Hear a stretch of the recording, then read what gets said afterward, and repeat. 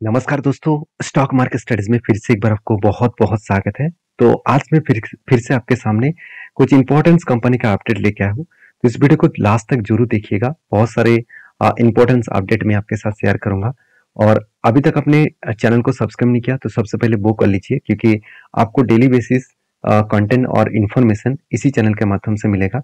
और जो technically chart pattern को यूज करके एज ए स्विंग ट्रेडिंग्स किया जाता है, वो टेक्निकली चार्ट पैटर्न कहाँ पे बना है वो भी मैं आपके साथ शेयर करूंगा। तो चलो देख लेते हैं आज की इस वीडियो के अंदर कौन सा कंपनी है।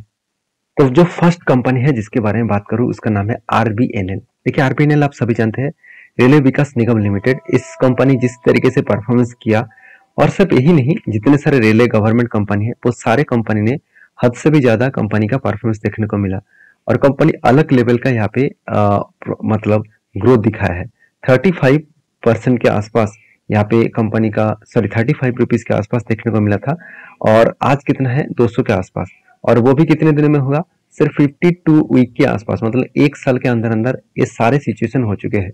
अगर मैं इसी चीज को दिखा दूं कि 200 से, अगर मैं 200 से डिवाइड करूं 35 को, तो ऑलमोस्ट आपको सिक्स टाइम्स रिटर्न मिल चुके हैं।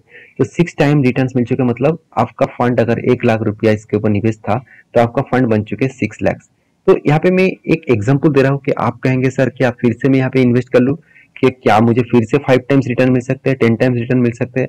देखिए, फ्यूचर में कितना रिटर्न मिलेगा वो कहना थोड़ा सा मतलब गलत भी हो सकता है, क्योंकि आरबीएनएल जो है वो एक पीएससी कंपनी है, एक गवर्नमेंट कंपनी है। और गवर्नमेंट कंपनी के ऊपर दो कारण के वजह से शेयर के ऊपर प्रेशराइज देखने को मिलता है। एक, अगर कोई भी इलेक्शन आते हैं तो इस इलेक्शन टाइम में गवर्नमेंट कंपनीज की हालत थोड़ा सा मतलब बिगड़ जाते हैं, क्योंकि इलेक्शन में आज जो पार्टी है कल वो ना रहे तो उसका नया रूल्स बनेगा। उस नया रूल से इस सारे रेलवे कंपनी को फायदा मिलेगा कि नहीं मिलेगा उसका कुछ गारंटी नहीं है। तो इस सिचुएशन के हिसाब से देखा है तो रेलवे कंपनीज के सिर्फ नहीं, गवर्नमेंट कंपनी के ऊपर जब जब इलेक्शन आते हैं तब तब इस सारे कंपनीज के ऊपर एक थोड़ा सा प्रेशराइज देखने को मिल जाते हैं। और प्रेशराइज, अगर पार्टी चेंज हो गया और उसका कुछ डिसीजन चेंज हो गया तो उस कंपनी खतरे में बन आ सकते हैं। तो इसीलिए मैं गवर्नमेंट कंपनी के ऊपर छोटे मोटे क्वांटिटी के साथ काम करता हूँ, ज्यादा क्वांटिटी के साथ काम नहीं करता हूँ। हाँ, ट्रेड अच्छा खासा लेता हूँ, और जब इलेक्शन के सिचुएशन आएगा तब अगर कोई ट्रेड बनेगा तो मैं वो ट्रेड को जरूर अवॉइड करूंगा, क्योंकि वहां पे अब कुछ भी हो सकते हैं, कुछ भी वहां पे चांसेस है कुछ भी चेंजिंग होने का।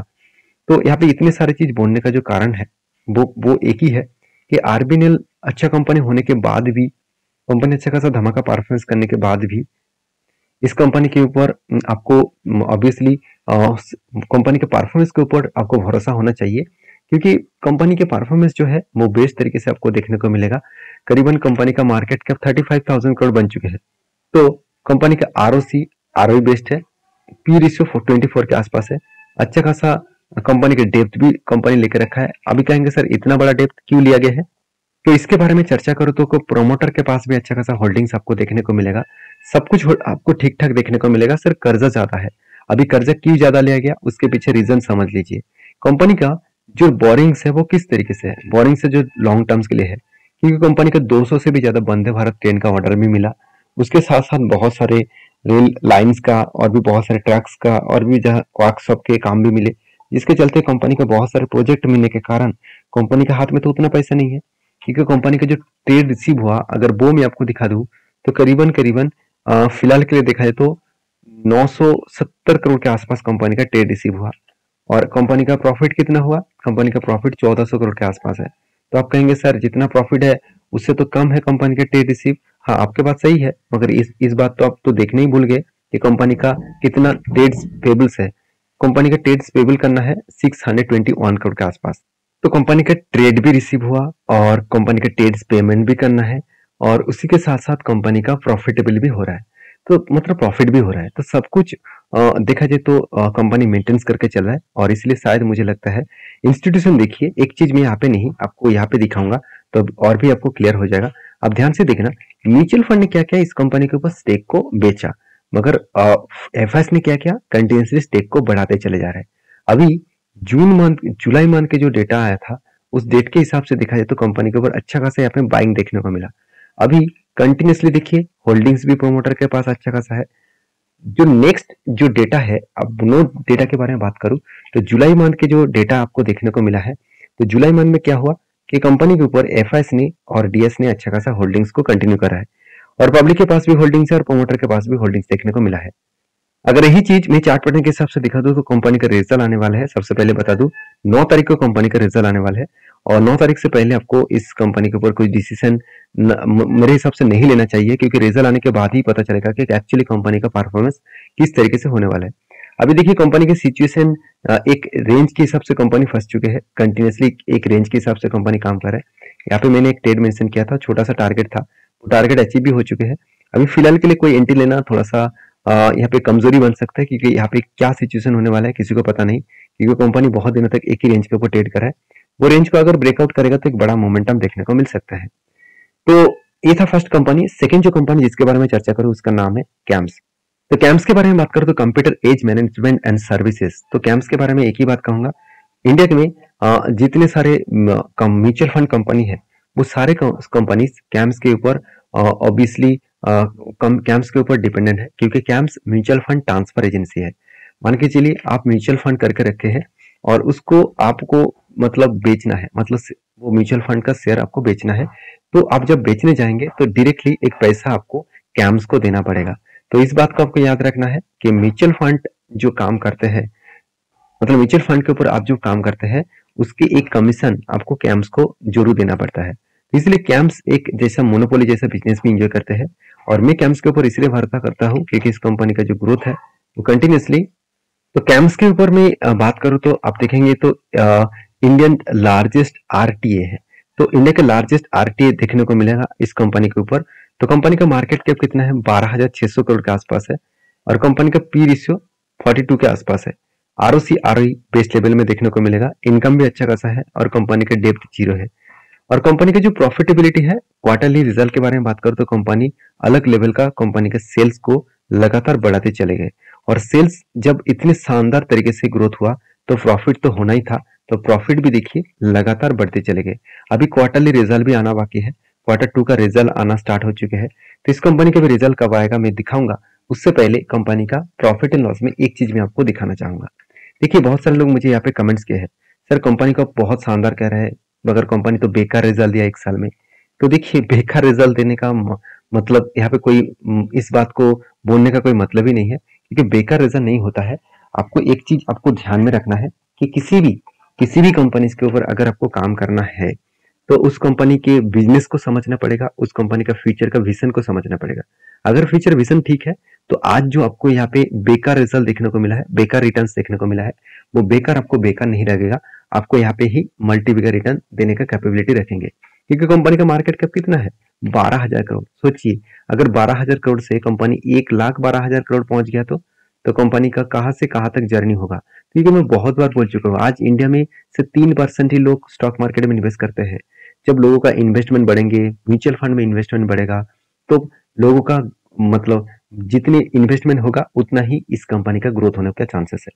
तो इसीलिए शायद मुझे लगता है इंस्टीट्यूशन पहले से ही उस झलक को जान चुके हैं। तो इसलिए इंस्टीट्यूशन देखिए, एफआईएस कोई निवेश करे ना करे, एफआईएस पहले से ही माल उठा के तैयार हो चुके हैं, और डीएस भी कंटिन्यूसली होल्ड कर रहा है, और पब्लिक के पास भी होल्डिंग्स है।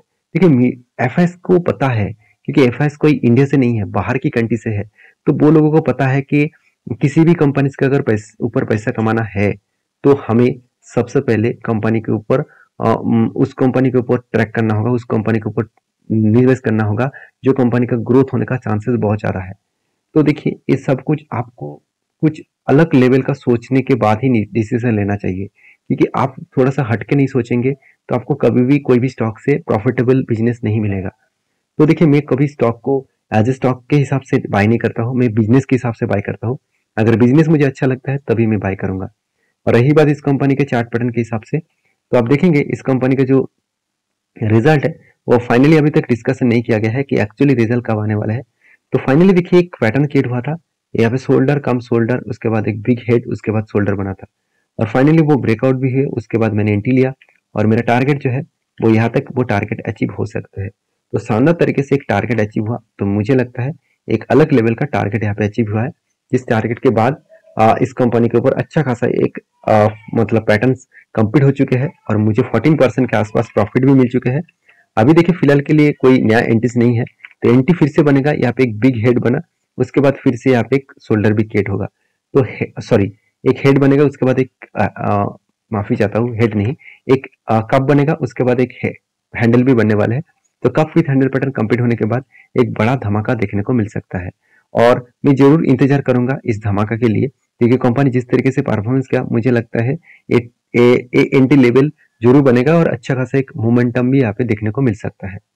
तो आपकी क्या राय है इस कंपनी के ऊपर जरूर कमेंट्स करके बताना। तो नेक्स्ट जो कंपनी जिसके बारे में चर्चा करूं उसका नाम है IRFC। देखिए सॉरी, IRCTC। देखिए IRCTC का जो बिजनेस है वो लगातार बढ़ते जा रहा है और मुझे लगता है IRCTC का बिजनेस सबसे ज्यादा और भी ग्रोथ होने का चांसेस है। देखिए इंडिया में 80% से भी ज्यादा इंडियन ऑल ओवर वर्ल्ड में जितने सारे कंट्रीज है उनमें से सबसे ज्यादा इंडियन रेलवे को और सबसे ज्यादा प्रेफरेबल रेलवे कंपनी कहा जाता है, क्योंकि सबसे ज्यादा अगर पैसेंजर ट्रैवल करते हैं वो इंडियन रेलवे के ऊपर ही देखने को मिल जाएगा। और इंडियन रेलवे के ऊपर अगर ग्रोथ हो रहा है तो IRCTC का बहुत ज्यादा ग्रोथ होने वाला है, क्योंकि जितने ट्रेन बढ़ेंगे उतना ही कैटरिंग का बिजनेस, टिकटिंग का बिजनेस, सब कुछ आपको दिखेगा और जिसके चलते कंपनी का अलग लेवल का प्रॉफिटेबिलिटी भी बढ़ सकते हैं। तो IRCTC का अभी फिलहाल के लिए जो सिचुएशन है आप देखेंगे तो इसका मार्केट कैप धीरे धीरे करके आगे बढ़ रहा है और पी रेशियो देखा है तो 56 के आसपास है। बहुत हाई पी रेशियो आप जरूर कहेंगे, फिर भी इंडस्ट्रीज पी रेशियो के सेम टू सेम है, क्योंकि इस इंडस्ट्रीज में अकेला IRCTC एक मतलब अकेला ही कंपनी है। तो इसका जो मोनोपोली बिजनेस है वो उस मोनोपोली बिजनेस के कारण कंपनी धीरे धीरे करके आगे नहीं बहुत तेजी से आगे बढ़ रहा था। थोड़ा सा करेक्शन भी हुआ, प्रॉफिट बुक भी हुआ, तो मुझे लगता है फ्यूचर में वो फिर से खड़ा होने का दम रखते हैं। तो कंपनी के क्वार्टरली रिजल्ट के बारे में बात करूं तो कंपनी का लगातार सेल्स बढ़ते चले गए और फर्स्ट टाइम कंपनी 1000 करोड़ तक क्रॉस ओवर की है और वो भी किसी भी क्वार्टर्स में। देखिए हर क्वार्टर्स को कंपनी बीट करना और कंपनी के क्वार्टर्स में रिजल्ट को इंक्रीज करना वो इतना आसान काम नहीं है, तो उसको आपको याद रखना है। उसके साथ साथ एक्सपेंस को भी कंपनी मेंटेन कर रहा है, नेट प्रॉफिटेबली मतलब प्रॉफिट भी मेंटेन किए, अलग लेवल का कंपनी का प्रॉफिट देखने को मिला है। और प्रॉफिट जिस तरीके से हुआ वो यहाँ पे ध्यान से देखना, प्रॉफिट यहाँ पे शानदार तरीके से प्रॉफिट देखने को मिला है और इस प्रॉफिट के चलते हुए कंपनी के ग्रोथ होने का चांसेस और भी बढ़ जाते हैं। तो एज ए इन्वेस्टर, प्रोमोटर से लेकर FSDS पब्लिक हर किसी के पास इन्वेस्टमेंट तो है ही, तो इसीलिए कंपनी के ऊपर एक पॉजिटिव मोमेंटम देखने को मिलता रहता है। और इसीलिए देखिए आप एक चीज और भी नोटिस करेंगे कि कंपनी का जो फिक्स एसेट परचेज में कंपनी इस बार पिछली बार की तुलना से ज्यादा फिक्स एसेट को परचेज भी किए। और कर्जे के मामले में बात करूं तो कंपनी कर्जा इस बार जो कर्जा कंपनी उठाया वो आपको यहाँ पे दिखेगा कि बोरिंग्स के बारे में बात करूं तो कंपनी 84 करोड़ के आसपास कर्जा लिया। ना के बराबर कर्जा है, इसको कर्जे हिसाब से ना देखना ही ठीक है, क्योंकि कंपनी का रिजर्व 2300 करोड़ है और उसमें 84 करोड़ का कर्जा उतना ज्यादा नहीं है। अगर मैं इस डिलीवरी डेटा की बात करूं तो कंपनी के ऊपर कंटिन्यूसली एक डिलीवरी डेटा अच्छा खासा देखने को मिला है, तो कंटिन्यूसली कंपनी के ऊपर बाइंग किया जा रहा है। और इसी चीज को मैं चार्ट पैटर्न के हिसाब से दिखा दूं तो आप देखेंगे तो यहाँ पे देखिए एक बार, दो बार, तीन बार यहाँ पे हेड बना और उसके बाद एक बिग शोल्डर बना, उसके बाद फिर से एक सॉरी यहाँ पे एक तीन बार यहाँ पे शोल्डर बना, उसके बाद एक बिग हेड बना और उसके बाद फिर से यहाँ पे शोल्डर क्रिएट किया और फाइनली यहाँ पे ब्रेकआउट भी हुआ था और ब्रेकआउट कंफर्मेशन भी हो गया था। और मैंने जब नीचे आए उसके बाद करेक्शन होकर ऊपर जा रहा था तब ये भी बताया था कि इस लेवल में फिर से एक बार एंटी लेवल दे चुके हैं। तो अगर जितने सारे लोग यहाँ पे स्टडी नहीं कर पाए, अगर यहाँ पे भी स्टडी करते तो आपको अच्छा खासा एक 14% के आसपास टारगेट मिलता और इजीली वो टारगेट भी अचीव किए। और मुझे लगता है फिर से एक बड़ा धमाका होने के लिए तैयार हो रहा है। यहाँ पे बिग जैसे एक यहाँ पे शोल्डर क्रिएट किया और बिग जैसे एक हेड बना रहा है, फिर से एक शोल्डर क्रिएट करेगा और बड़ा सा एक एंटी लेवल मिल सकता है। तो आपकी क्या राय है इस कंपनी के ऊपर जरूर कमेंट्स करके बताना। नेक्स्ट जो कंपनी जिसके बारे में बात करूं उसका नाम है जी के वायर्स लिमिटेड। तो जी के वायर्स लिमिटेड देखा जाए तो एक वायर्स बनाने वाला कंपनी है, एक स्टील वायर बनाने वाला कंपनी है। तो स्टील मैन्युफैक्चरिंग कंपनी के बारे में बात करूं तो इस कंपनी के ऊपर एक बहुत बड़ा अपडेट है, वो है स्प्लिट का। कंपनी हर एक शेयर के बदले आपको 5 शेयर देने वाला है, क्योंकि इसका फेस वैल्यू 10 रुपया था वो 2 रुपया बनने जा रहा है। तो ये था कुछ कंपनीज के अपडेट। वीडियो अगर अच्छा लगे तो प्लीज लाइक करना, दोस्तों के साथ शेयर भी करना, चैनल को सब्सक्राइब भी करना। मिलते हैं नेक्स्ट वीडियो में, तब तक के लिए अच्छे से रहिए, अपने ख्याल रखिए। धन्यवाद।